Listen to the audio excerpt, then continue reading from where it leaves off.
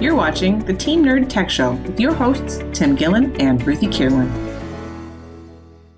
Well, hello, nerds. Tim Gillen here, Terrapin Networks, Traverse City, Michigan, welcoming you to this week's episode of the Team Nerd Tech Show, our weekly tech digest for all things small business and nerdy and techie, and especially for people who run a small company.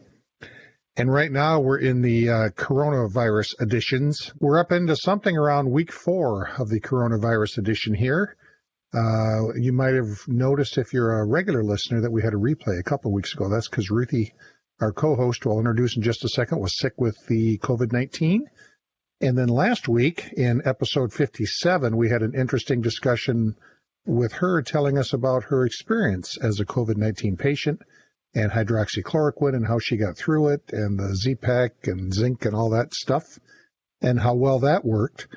And as promised last week, we're going to talk this week about video conferencing. So I'm going to turn it over to Ruthie. Hello, Ruthie. You're now feeling better. My co-host calling from Waterville, New York this week. In upstate New York, of course, I'm in Traverse City, Michigan. Ruthie Kerwin. Hi, Ruthie. Hello, Tim. How are you this week?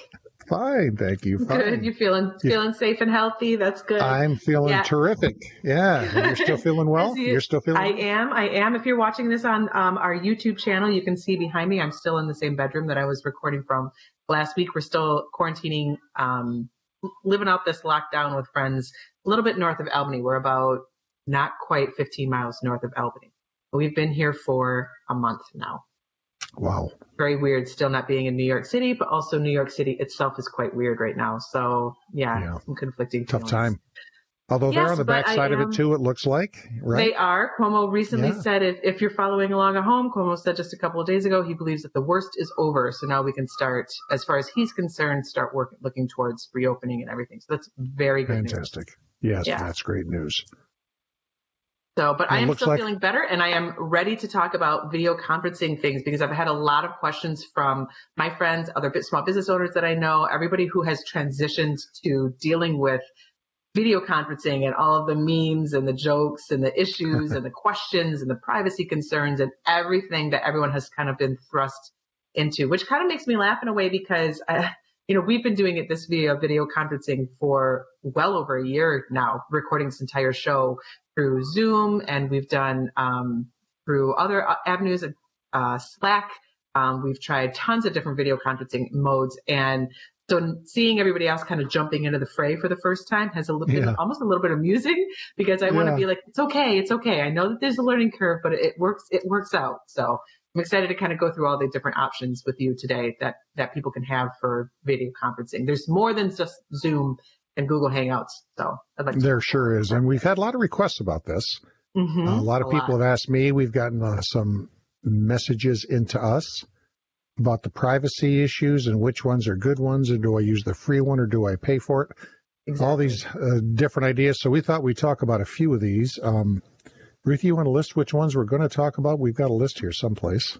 Yeah, so today we're going to be talking about mainly, so there's a ton of different options that you can have, but today we are going to be talking about Zoom, Blue Jeans, which is actually what we're recording this episode on currently. So we'll get a little bit more into how that works.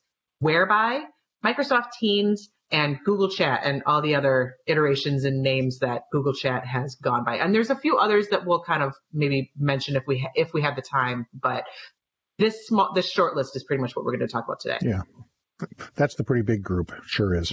Yeah. All right, so let's start off with Zoom. Can you kind of give me an overview of what Zoom is as a platform?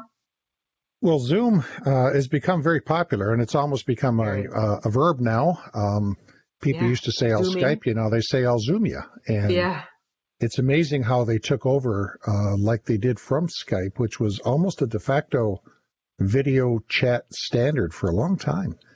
But Microsoft has let that go. We'll talk about that when we start talking about Teams. Zoom was a startup from a few years ago from one of the founders of WebEx. And when WebEx was sold to Cisco, a man named Eric Huang, I think, and he's Chinese, although he's an American. And you've heard an awful lot about Zoom security issues, which we'll go into in a minute.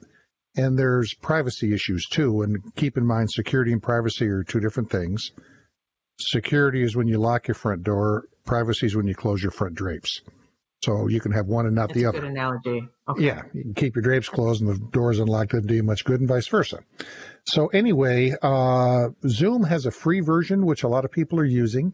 And by the way, it's zoom.us. We'll have links to all these in the teamnerdtechshow.com. Ruthie will get all the links to every one of these that we'll talk about. But they have a free version, which will take up to 100 participants, but you do have a 40-minute limit on the meeting. And you also have very limited admin controls. And so as we talk about privacy, people Zoom bombing, we'll talk about that. You don't have as much control with the free one. The first level of paid is a very common level to use. It's $14.99 a month, $15 a month, $180 a year. That also adds the ability to be able to do recordings, much longer meetings. You can have a 24-hour meeting, so you could leave a meeting up while you're working with staff, for example. You can also manage users a lot better, and you have better admin controls. So what's this Zoom bombing? What is this? What was happening was Zoom went with the concept of simplicity. They wanted to make it really easy for people to use the product. Well, as so often happens with these things, you make it too easy. I mean, it's real easy if you always leave your front door unlocked if anyone wants to stop by. And you'll just leave it unlocked and just drop off that book for me. My front door is always open. And, of course, anyone can walk in when the front door is always open. So they used a real simple link where you could send a link to join a meeting, and they'd send this link out to, you might send it to 100 people or 30 people in your company or your school. Well, these are real easy to find on Google because they're basically published by Zoom. And so people were bombing into these meetings. So you've got a meeting with 10 people in your school or your 10 people in your staff who are all working from home. And someone finds this meeting, zoom.us/ with a big long number, and they jump in and start saying all sorts of nasty things and showing bad videos. Bad videos and photos, yes. It was real messy. Now, it's not difficult to clean a lot of that up, to make it easier to use Zoom without that, because Zoom is a good product that's not difficult to use. But what you do want to do is put a password on your meetings. And that's not difficult. The easiest way to do that is inside the Zoom app. And as the admin, if you're the person who's running those meetings, you want to be using the Zoom app, not just the browser. You'll just find there's a little better control for this kind of thing. And set a meeting password makes all the difference in the world. Now, CNET had a nice little thing from just the other day, from earlier in April. CNET.com will have the link. Prevent Zoom bombing. Change these 4 settings, and what they talk about is to make an individual personal meeting ID, and then use the waiting room feature. Now, here's what that means. Real quickly, you might have seen this if you use Zoom. Make a waiting room. So if I make a waiting room, that means if you send me the link to you to join a Zoom meeting, without the waiting room, I click on the link and I'm in the meeting. Boom, I just pop up. In a waiting room, it sits out there and the admin has to allow you in. So you can only allow in the people you're expecting for your meeting. You get to pick who comes into the meeting. Exactly. Yeah. And that's an easy setting to make.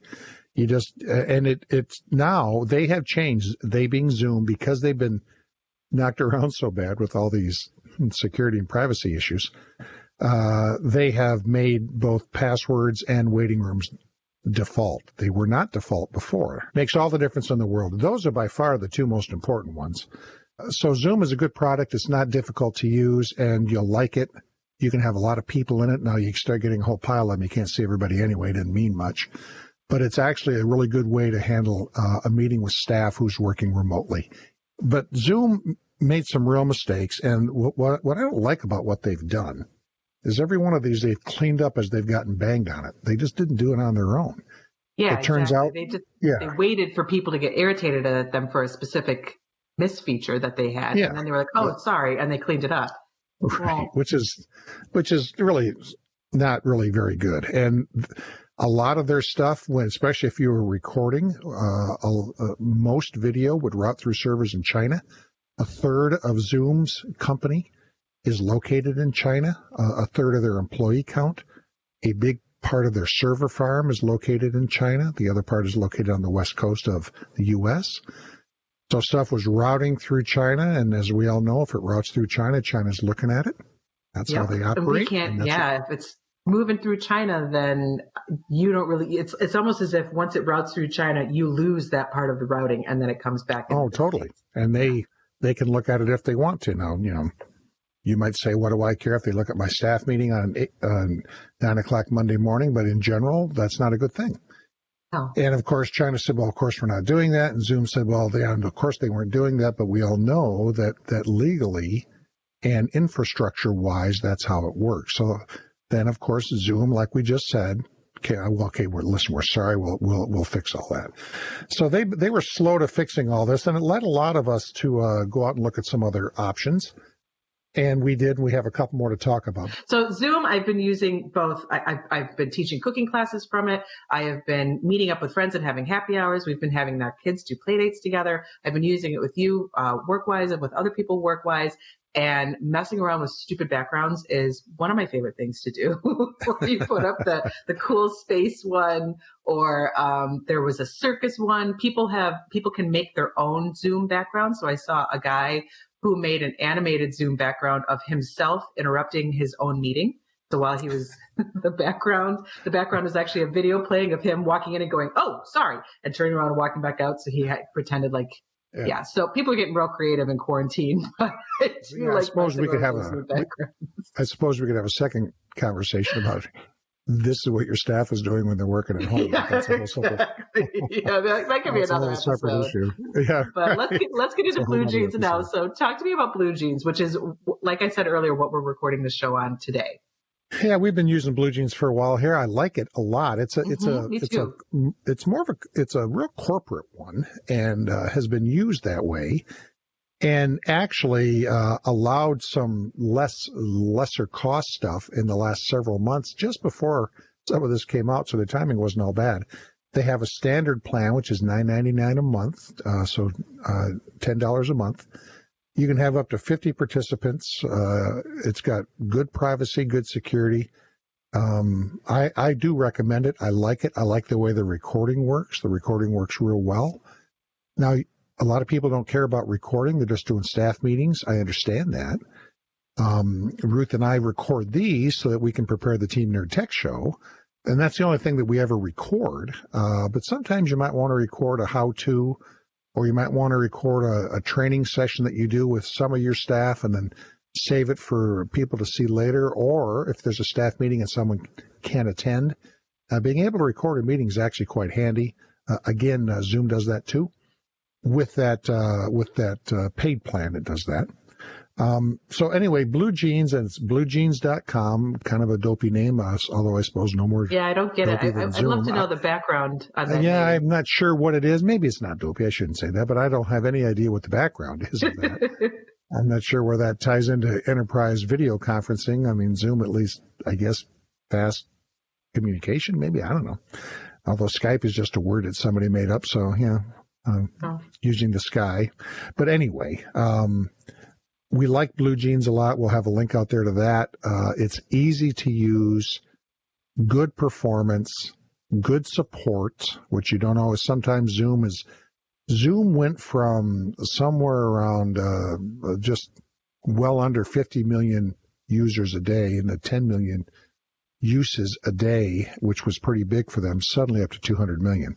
It just utterly exploded. Skyrocketed. Yeah. Skyrocketed. And because of that, their support is not terrific right now. They're really trying to scale up. And they're afraid of scaling up too much because when people go back to working from home, I mean, we all think this will be some permanent changes here after all this coronavirus stuff. But it doesn't mean that people aren't going to work Exactly. Doesn't mean they're never going to work at the office again. So they're playing that little bit of a tiptoe game to how much do we ramp up, because it might only be for 4 or 5 months. although there's no doubt there'll be a larger company when it's done. They're one of the real winners in this whole thing.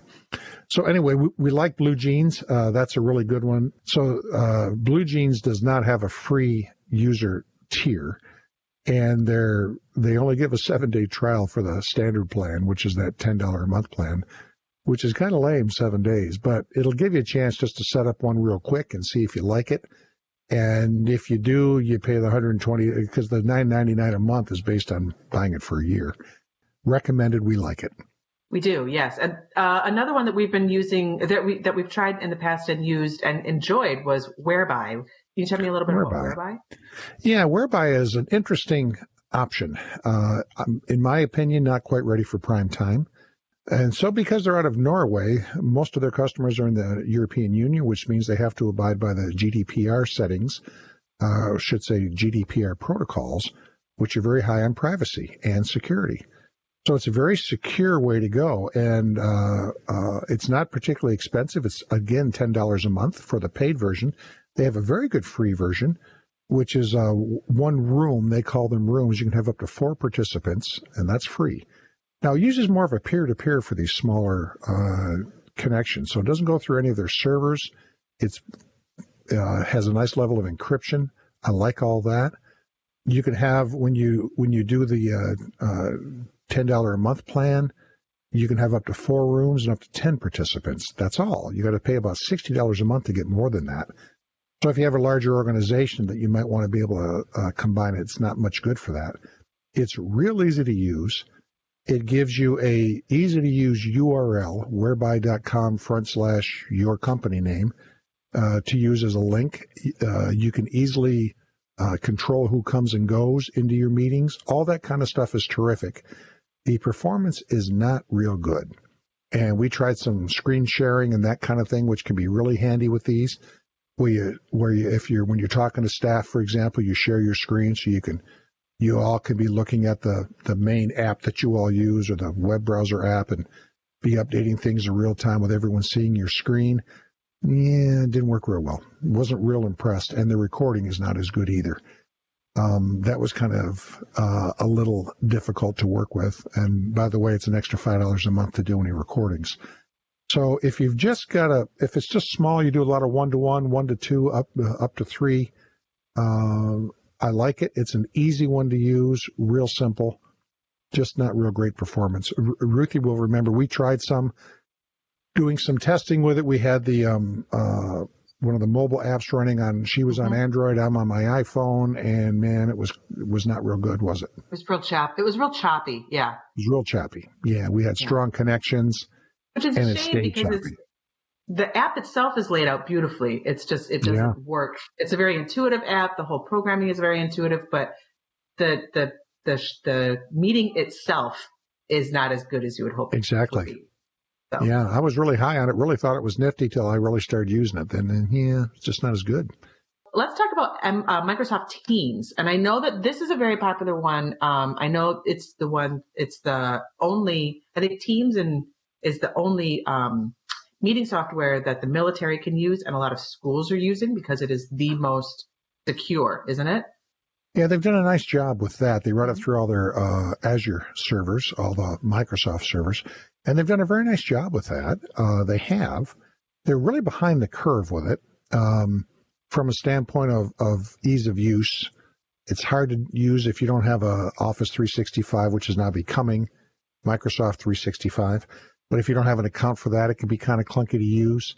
Right now, it's only 4 participants that can be in a meeting at the same time. They're ramping that up to 9, so even that's not very much. And that's going to be ramped up, it looks like, the end of April, first part of May of 2020. So they're kind of behind the curve. They've been pushing this out real heavy. If you have Office 365, you've been getting Teams installed. It's been driving you crazy to use it. So you're all used to it. That's what it is. It's both a chat where you can, like texting in real time back and forth with your staff. Not bad for that. But the video part of it's just not quite ready yet. It is really good if you have an upper end Microsoft, or I should say Office 365 plan. It works pretty well, and there's no doubt it's secure and solid. It just doesn't have near the feature count yet, not anywhere near it. So, and I think they're going to be ramping that up in the next 6 to 8 months, but they're a little behind the curve on it. There's no doubt. Yeah, 6 to 8 months. Hopefully, it won't be as needed as it is right now. Right. Well, and in talking about Google, they have made some renames like they often do. They change their stuff around a lot. And Hangouts and Meet Hangouts Chat and Hangouts Meet are going away. And they're going to rename them to Google Meet and Google Chat. Same kind of thing, only different. Chats is more like a Slack, just for primarily chatting. And then Meet is for video meetings, video conferencing, like the kind of stuff we're talking about. You can have several users. It'll record out to G Drive. And they've also added a little something special during the coronavirus pandemic right now. We'll include a link on our website, teamnerdtechshow.com, that explains it, but they're offering some of the advanced features free of charge through the end of September. One of the interesting things to note, though, is if you're using G Suite in your company, Google Meet can be a really good option for this, as can Chat to replace something like Slack for internal texting chatting that you do with your team. But Google Meet is a good option also, even with all the confusing renames. It works well. You can have a whole pile of participants with the one that they're offering right now, up to 250, which is more than you probably need, anyone listening to what I'm saying right now. But again, from a security aspect, it's fine. And so I think on the chat aspect, it's fine. It's not as good for big meetings. Again, Team Nerd Tech Show here, we talk mostly to smaller companies anyway. So it's not so much about large meetings. And by large, I mean maybe 100 people or 75, which is a hard way to run a meeting anyway, but it's very doable. It's pretty difficult. Most companies are breaking down their meetings into smaller uses. By the way, going back to Blue Jeans, one of the things that it gives the ability to do is a breakout meeting, and which is kind of unique. I've not seen that in the other one. So we can be in a meeting with 15 people, and then two of you can break out and have a side meeting, and then and still be able to see the main meeting in the background and bring up a whole new window that's just the two of you, which is actually kind of interesting. Yeah. And that could have some value. That could really have some value. Yeah. That could have some value. Also, an industry that's been so hard hit by the lockdown and the pandemic and everything has been conferencing. A lot of people who had conferences scheduled would have had to have those canceled. And I had a conference scheduled. I had a conference that I was supposed to go to at the beginning of April that got changed to virtual. Something with Blue Jeans might be interesting to have a larger conference, and then you can have a small breakout thing where everybody's still connected. That might be an interesting option for people who are trying to maneuver things that we can't do right now, which is be around other people. So. And what we're finding with some of this is people are seeing value in this that they hadn't seen before. So you might have figured out, great, it does breakout meetings, whatever. Well, now you're starting to see there might be some value to that. So as we're wrapping this up now, we're starting to run out of time. So we won't really have time to talk about like the Facebook chats or WebEx or anything, but we had mentioned FaceTime earlier. Is FaceTime a valuable option for people who need quick and dirty video conferencing? And as a side note, I apologize for all the children screaming in the background. Like most of you, I am working from home, and that's just Happy a residual quarantine. noise. Yeah, exactly. That's a residual noise of my life at this point. So I apologize for that. But before we wrap this up, please talk to me about FaceTime a little bit. Well, FaceTime is a great option if your whole staff is on Apple. So FaceTime, keep in mind, both ends have to be Apple, have to be iOS. So if you've got a MacBook on one end and an iPhone on the other, or an iPad in there, you're great. Most of us are at our offices are probably running some kind of Windows operating system. And you may not be on home if you're home, but someone else in your loop might be. So everybody has to be on iOS, on Apple iOS, for FaceTime to work. Now, it works terrific in that you can do a group chat in FaceTime with up to 32 users. So that's fine. There's no recording. There's no way to allow people in or out. Those kind of things kind of go away. You just start adding people. One person does, and anybody else can too. So it gets kind of messy. But if you have a smaller team and everybody has an iPhone or everybody has an iPad while they're home, it's a great way to go. And there's no cost to it. It's all part of your iOS. As long as everybody has an internet connection, whether it's a cell phone or on a wireless, they're good to go. So that's a good option. Yeah, to touch base with people. It could be an easy way for that. Yeah, it's a good option when everything fits. And the big part of everything fitting, everybody has to have an Apple device they can use at that moment. Yeah. All right. Well, I think that ends our show today. Please stay safe and healthy, and let's catch up again next week. Sound good? Sounds good. Thanks a million. Right. Thanks, everyone. Bye. Now, hold up. Before we go, I have a couple things to ask you. Literally in the last 24 hours since we recorded our last episode, there have been 2 new developments that we wanted to add. Well, actually 1 new development that you told me about and another video conferencing software that we neglected to talk about. So can you really quickly fill me in on those? Yes, the current news is that Blue Jeans video conferencing, the Blue Jeans network, was just purchased by Verizon for about $500 million. So, yeah, more than you or I make in a whole year. But, yeah, to save a lot for that. But $500 million, Verizon's buying it, and they're doing it very specifically as a competitive play against Zoom. So, yeah, the other one I wanted to bring up, besides the fact that Blue Jeans Network was purchased here just recently by Verizon, like just in the last 24 hours as we record this, and which may not be a bad thing. We'll keep an eye on it for you and report back. But another one I wanted to mention that I like a lot, because I like the underlying architecture, is 8x8.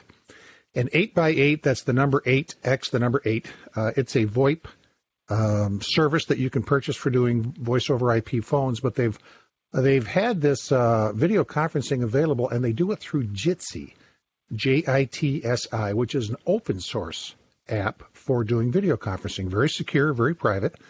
But the nifty thing about this is they've also paired it with the Oracle network for the cloud for being able to record your video meetings, let alone the kind of thing we do here at the Team Nerd Tech Show. But the free version of Jitsi supports up to 50 participants, unlimited meetings. It's really nifty, doesn't require an app, works off a browser. They have an app, but it works off a browser. So we wanted to mention 8x8 also. Another one that I like, I've used it. I like it a lot. We haven't completely settled on what our favorite is here. We like Blue Jeans, we like Zoom, and we like this 8x8 because we like Jitsi that's underneath it. So just wanted to add that in.